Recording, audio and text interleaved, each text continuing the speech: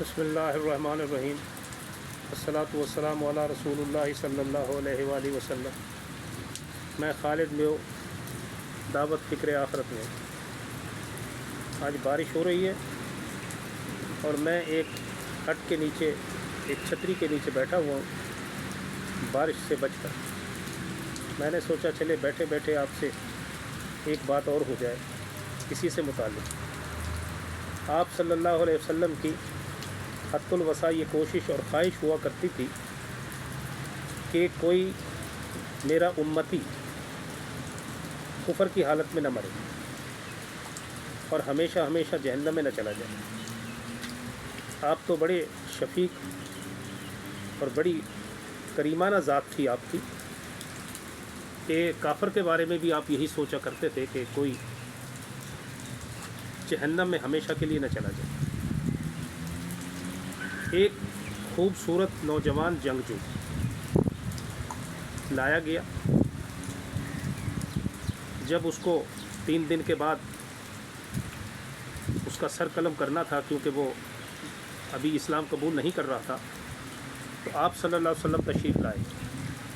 آپ کی خواہش تھی کہ یہ خوبصورت نوجوان مارا نہ جائے۔ آپ نے اس نوجوان کے سامنے آ کے کہا کہ نوجوان ذرا میری طرف دیکھیں۔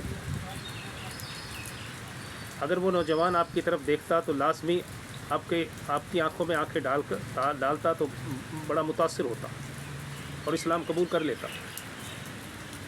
اس نے اپنا رخ موڑ لیا۔ صحابہ کرام کھڑے تھے، انہوں نے تلوار کھینچی کہ یا رسول اللہ صلی اللہ علیہ وآلہ وسلم، ہم اس کا سر قلم نہ کر دیں اس گستاخ کا۔ آپ نے منع فرمایا۔ جس طرف اس نے رخ کیا تھا آپ اس طرف ہو گئے۔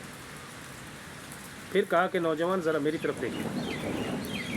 اس نے رخ دوسری طرف موڑ لیا۔ آپ پھر اس طرف چلے گئے۔ آپ نے پھر وہی بات کی۔ اس نے پھر اپنا رخ موڑ دیا۔ آپ علیہ الصلوۃ والسلام نے کہا کہ اس کو چھوڑ دو۔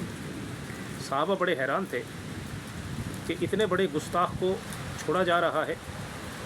یہ تو اللہ کے نبی کی مصلحت تھی اور ان کی اپنے امتی کے ساتھ ایک محبت تھی، اور اس نوجوان کو دیکھ کے کہ کتنا خوبصورت ہے، ابھی جوانی کے مراحل طے کر رہا ہے، اور اگر یہ مسلمان ہو جائے گا تو مسلمانوں کے اسلام کے لیے بڑی اس کی خدمات ہوں گی۔ اس کو چھوڑ دیا گیا۔ تھوڑی دور جانے کے بعد وہ واپس آ جاتا ہے،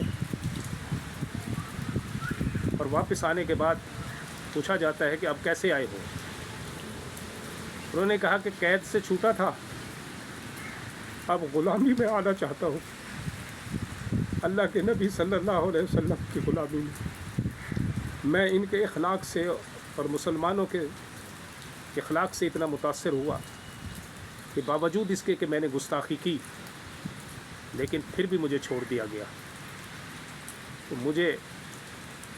میں دائرہ اسلام میں آتا ہوں، کلمہ پڑھا اور ہمیشہ ہمیشہ کے لیے جہنم سے بچ کے جنت میں چلا گیا۔